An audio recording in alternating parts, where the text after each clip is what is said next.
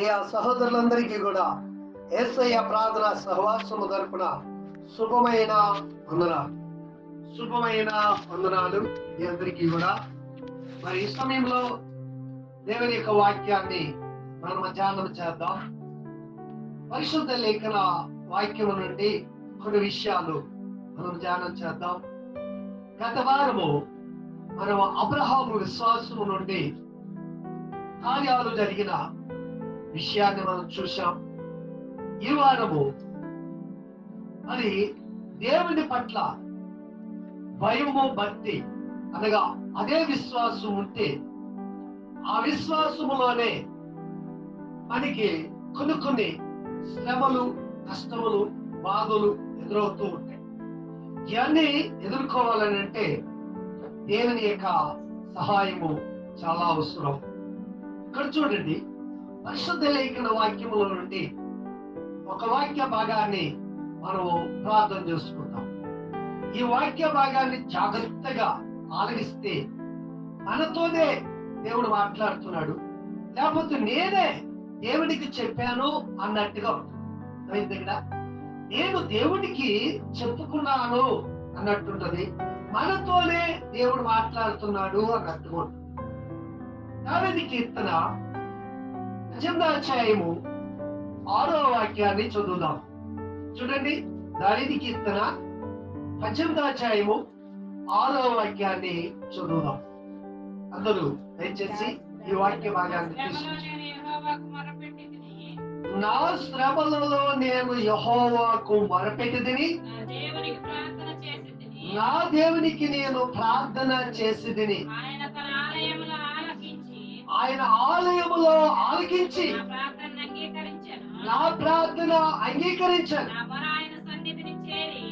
నా మొర ఆయన సన్నిధికి చేరి ఆయన చెవున చేర్చు.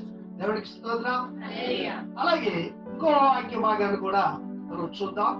చూడండి, దావీదు కీర్తన 120 మొదటి వాక్యాన్ని అది కూడా చూద్దాం. నా శ్రమలలో నేను యెహోవాకు మొరపెట్టితిని, ఆయనే నాకు ఉత్తరమిచ్చాడు. సరిపడి ఇంకొక వాక్యం ఇక్కడ దావీదు కీర్తనలోనే 124వ అధ్యాయంలో 2వ వాక్యం చదువుదామా. వారి ఆగ్రహము మన మీద రగులుకొనున్నప్పుడు యెహోవా మనకు తోడై ఉండని ఎడల వారు మనలను ప్రాణములతోనే మృంగి వేయును. దేవుడికి స్తోత్రం. హల్లెలూయా, హల్లెలూయా. అందరూ చెప్పాలి హల్లెలూయా, హల్లెలూయా. మంచిది. ఇక్కడ చదవబడినది మనకు కనబడుతుంది ఏంటంటే శ్రమ. ఏం కనబడుతుంది ఇక్కడ? శ్రమ. శ్రమ అన్నది పరిశుద్ధ లేఖన వాక్యములో మనం చూస్తే యోసేపు అనే వ్యక్తులు మనకు బాగా తెలుసుకున్న వాళ్ళు ముగ్గురు కనబడతారు. ఎంతమంది కనబడతారు? ఎంతమంది? ముగ్గురు కనబడతారు మనకు బాగా తెలిసినోడు. ఎవరు కనబడతారు ఏంటంటే మరియమ్మ గారి భర్త అంటే యేసు ప్రభు ఆ తండ్రి యోసేపు కనబడతారు. ఆ యోసేపుకి కూడా దేవుడు తోడుగా ఉన్నాడు. మరి ఈ యోసేపు దేవుడికి అనేకమైన శ్రమల్లో ఆయనకు తోడుగా ఉండి మరి కూరులైన మూర్ఖులైన హేరోదు కాలంలో అతడు కాపాడబడ్డాడు. యేసు ప్రభు చిన్న బాలుడుగా ఉన్నప్పుడు కాపాడబడ్డాడు. తర్వాత ఇంకొక యేసేపు ఉన్నాడు. ఆయన ఎవరంటే యేసు ప్రభువుని సిలువలో వేస్తే సిలువ నుండి తీసి భూస్థాపన చేశాడు. చూడండి, అద్మియా మత్తయి అని యేసేపు.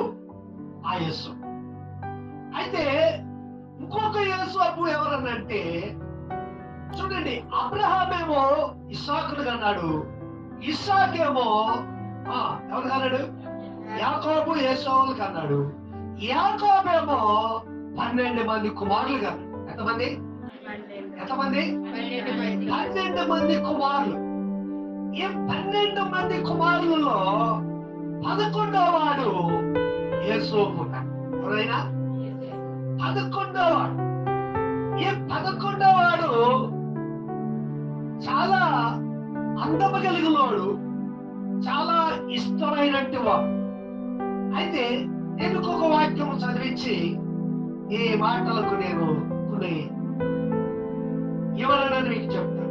చూడండి, పరిశుద్ధ లేఖన వాక్యములో ఒక వాక్య భాగాన్ని మనం చదువుకుందాం.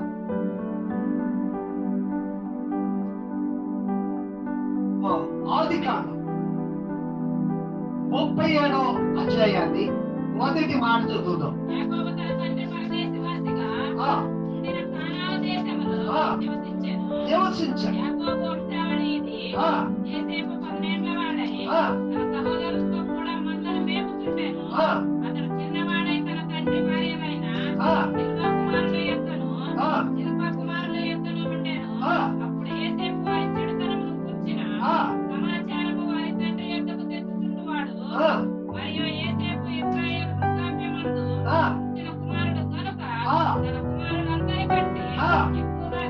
ఎక్కువగా అతనిని ప్రేమించాడు. హల్లెలూయా. ఎవరి ప్రేమలో ఉన్నాడు ఈయన? తండ్రి ప్రేమలో. తండ్రి ప్రేమిస్తూ ఉన్నాడు. అతను నిన్ను నన్ను అనేకమైన శ్రమలు వస్తాయి. శ్రమ అనేటప్పటికీ మన కుటుంబాలలో పడుకున్న శ్రమ, చదువుకోవడం ఒక శ్రమ. చూడండి, శ్రమ అనేటప్పటికీ చాలా శ్రమలు వస్తాయి. మనము తినేసింది శ్రమ, ఎదురుపోవడం ఒక శ్రమ. ఈ శ్రమలన్నింటిలో నుండి ఎవరితోనే ఉండాలంటే దేవుడితో ఉండాలి. చూడండి, శ్రమ పడందే ఫలితం లేదు. యేసు ప్రభు వారు కూడా ఆరంభంలో తండ్రిగా ఉన్నట్టు ఆయన ఈ లోకములో సృష్టి కొరకు శ్రమ పడకపోతే ఈ సృష్టిని సమస్తములకు నిర్మించడానికి, తను ఒక రూపమును తీసుకోవటానికి, అలైకారునిగా తీసుకోవటానికి తండ్రిగా ఉన్నట్టు ప్రభువుకి యెహోవా శ్రమ పడకపోతే ఈ సృష్టిలో మనం ఉండేవాళ్ళమా? శ్రమ పడటం అంటే నేర్పుతున్నాడు. శ్రమ అనగా మనమందరం చూసుకున్నది శ్రమ పడకుండా రావాలి. శ్రమ పడకుండా ప్రతిఫలం ఎలా కుదురుతుంది? శ్రమ లేని ప్రతిఫలం లేదు. శ్రమ అన్నప్పుడు మనకి ఎలా వస్తాయంటే చాలా శ్రమలు అజ్ఞానత్వం వల్ల వస్తాయి, మూర్ఖత్వము ద్వారా వస్తాయి, ఈ గర్వము ద్వారా వస్తాయి. చూడండి, మీలో అవిశ్వాసం ఉందనుకోండి, ఆ అవిశ్వాసం అయిపోతుంటే శ్రమలు వస్తూ ఉంటాయి. అదే విశ్వాసం ఉందనుకో, నేనేం చేస్తామంటే ఇది నాకేమి చేయదని విజయవంతంగా నడుస్తాం. ఈ శ్రమలన్నిటిలో జయించడానికి కావలసిన విషయం ఏంటంటే శ్రమలలో దేవుడి నీకు తోడుగా నడుస్తుందా? హల్లెలూయా. శ్రమ అన్నది అనేకమైన శ్రమల్లో నుండి మనం ఎదుర్కోవడానికి. చూడండి, ఈ మొదటి యేసోపు తండ్రిగా ఉన్న ఆయనకి శ్రమ వచ్చింది.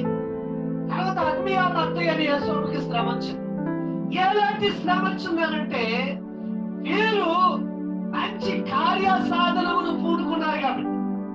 మీరు కార్యాన్ని ఏం పూనుకున్నారు? దేవుడు నీతో మాట్లాడాడు కాబట్టి ఇదిగో నేను ఆ యొక్క 7 చెట్ల దగ్గర నేను ఎందుకు చిక్కుకోవాలి అని పక్కకి వెళ్ళిపోలే. చాలా మంది చూడండి, కష్టం వచ్చినప్పుడు, బాధ వచ్చినప్పుడు, నిట్టూర్పులు వచ్చినప్పుడు పక్కకి వెళ్ళిపోతారు. అంతా బాగుందని కెంకా ఉన్నావు అనుకో, నేనున్నాను అంటారా? నేనున్నాను అంటారు, అంతేనమ్మా?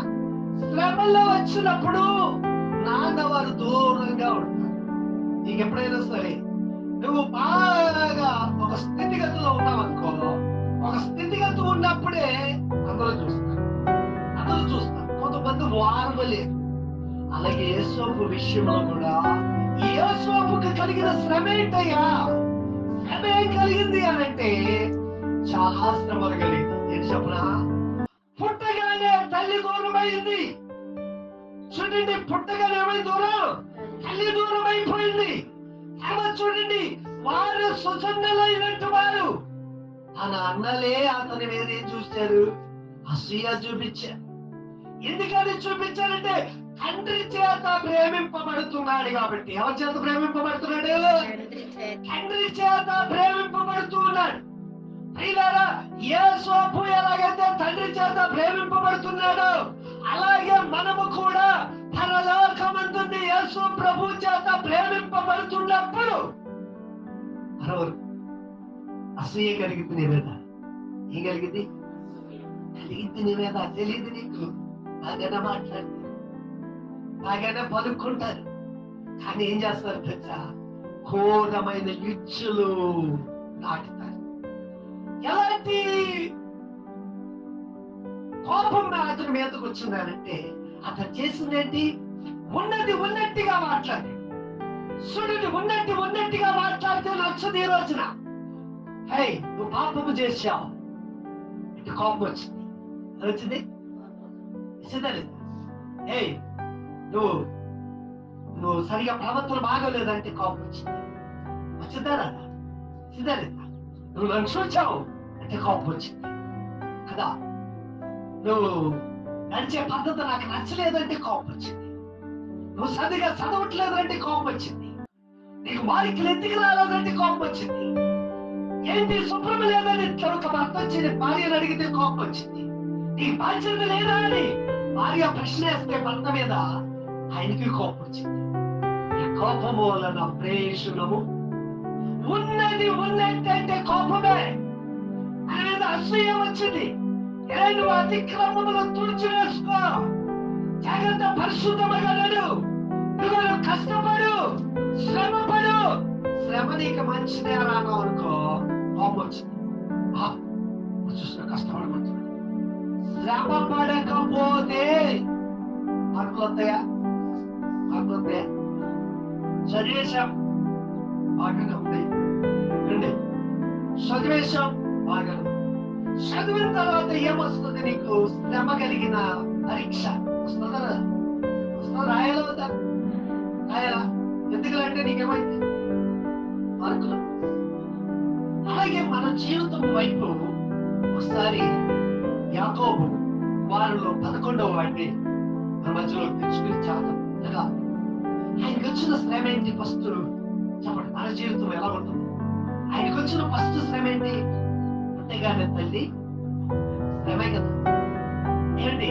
తండ్రున్నా, అన్నున్నా, అక్కున్నా, చెల్లున్నా, బంధువులు ఎంతమంది ఉన్నా తల్లి దారి ఎందుకంటే రద్దుగా రాదండి. తల్లి అనంటే గ్రేట్ మ్యాన్. తల్లి ఏ తల్లి అనంటే మనకి బాగా ఆత్మీయ విశ్వాసము కలిగిన వారంగా ఇది. మనము అవివిశ్వాసము కాదండి, ఆ అవివేకము కాదు. మనము గర్వము లేని వారు, మూర్ఖత్వం లేని వారు. అయితే తండ్రిగా యేసు ప్రభు అంటే తల్లిగా మనకి ఎవరు? తల్లి అనే సంఘం. ఎవరికి స్తోత్రం? మన కనిన తల్లి. ఎవరు? మన కనిన తల్లి. ఆ తల్లి దూరమైనప్పుడు చాలా పశ్చాత్తాపంలో ఉన్నప్పటికీ కూడా అతను ఏం చేశాడంటే అన్నలు బట్టి సంతోషిస్తున్నాడు. యేసు ఏం చేస్తున్నాడు? ఆ కుటుంబంతో బట్టి ఏం చేస్తున్నాడు? సంతోషిస్తున్నాడు.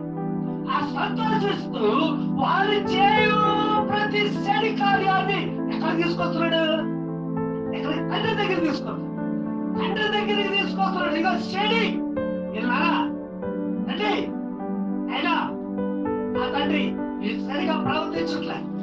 ఇగో చిన్నాడు యూదా ఇలా ఉంటాడు, ఎనమి ఇలా ఉన్నాడు, ఇగో ఈ అన్న ఇలా ఉన్నాడు. అది మొత్తం ఉన్నట్టుగా అన్ని మోసుకొస్తున్నాడండి. మోసుకొస్తుంటే ఏం చేస్తున్నాడు కదా? మళ్ళీ మోసుకొస్తున్నారు. మళ్ళీ నాన్న గురించి చెప్పాలి, భలే చెప్తారు అనుకుంటున్నారా? ఏం చేస్తాను చెప్పు. మీదేం పెట్టారు? కోపము కలిగి పగబట్టాడు. ఎవరి మీద? యేసుకు. పగబట్టడానికి గల కార్యం ఏంటంటే ఉన్నట్టుగా చెప్పారు ముందే. నువ్వు పాపము చేస్తావంటే కోపం వచ్చింది, అంతే కదా. నువ్వు కరెక్ట్ గా నడవట్లేదంటే కోపం వచ్చింది. నువ్వు అజ్ఞానులంటే కోపం వచ్చింది. నువ్వు భక్తి లేదంటే కోపం వచ్చింది. నువ్వు ప్రార్థన చేయలేదంటే కోపం వచ్చింది. నువ్వు వాక్యం వింటలేదంటే కోపం వచ్చింది. నువ్వు దేవుని సన్నిధికి నడవలేదంటే ఏమొచ్చింది? అంతే కదా. ఉన్నట్టే కదా. లేదు జరుగుతాం. యేసు కూడా ఉన్నదే చెప్పలేదా? ఉన్నది ఉన్నట్టుగా చెప్పి ఆయన సమాచారం అంతా ఎవరికి మోసుకొస్తున్నాడు? తండ్రికి చెబుతున్నాడు. ఇశ్రాయేలు తండ్రి పేరేంటి? ఇశ్రాయేలు. యాకోబుకి ఏం పెట్టాడు దేవుడు? ఇశ్రాయేలు అని పేరు పెట్టాడు. ఇశ్రాయేలు అంటే ఏంటి? ఒక్కడిగా వెళ్ళాడు, అనేకులైన వాడిని ఏం పెట్టాడు పేరు? ఇశ్రాయేలు. అంటే భూదిగంత నివాసులందరి పేరు ఇప్పుడు ఏంటి? ఇశ్రాయేలే. ఎంతమంది ఉంటే ఎక్కువ జనం ఉంటే ఇశ్రాయేలు, ఒక్కడుగా ఉంటే యాకోబు. దేవుడు స్తోత్రం. నువ్వు అంటే నువ్వు ఒక్కడివే. ఒక్కడిగా ఉన్న నీ జీవితంలో యేసు ప్రభు ఉన్నారు. అంటే ఒకటి శ్రమ కలిగింది. ఈ శ్రమను బట్టి తగబట్టినప్పుడు ఒక రోజుని ఆ తండ్రి ఇశ్రాయేలును పిలిచాడు. యాకోబు పిలిచి, రే నా కుమారుడా, నీ అన్నలు ఎడారిలోకి వెళ్ళారు అబ్బాయి. వెళితే అక్కడికి వెళ్ళి ఏం చేస్తావంటే వాళ్ళు ఏం చేస్తున్నారో ఏంటో ఈ తిండి బండారాలు తీసుకుని వెళ్ళి వాళ్ళ సమాచారం కనుక్కుని రాబాయి అన్నట్టుగా పంపిస్తే ఆయన మీద ఇంకా కోపం రాగటానికి ఆ కారణం ఏంటంటే ఈ బాలుడిగా ఉన్నట్టు యేసోకి కళలు వచ్చాయంట. ఏమొచ్చింది? ఇప్పుడు మనకు కూడా కళ్ళు వస్తాయి. ఈ కళ్ళు చెప్పండి, ఇప్పుడు కళ్ళు వచ్చినాయి. ఇప్పుడు కళ్ళు వచ్చినాయా? ఏం కళ్ళు వచ్చినాయి? ఏ కళ్ళు వచ్చినాయి? దెయ్యం కళ్ళు వచ్చిందంట. దెయ్యం కళ్ళు వచ్చిందంటే దెయ్యం కళ్ళు ఎందుకు వచ్చింది నీకు? ప్రార్థన చేయకపోతే వాద్యం. అదే వాక్యము ధ్యానించుకుంటూ పడుకున్నావు. ఆ వాక్యము ధ్యానించుకుంటూ పడుకున్నావు. ఆ వాక్యము ధ్యానించుకుంటూ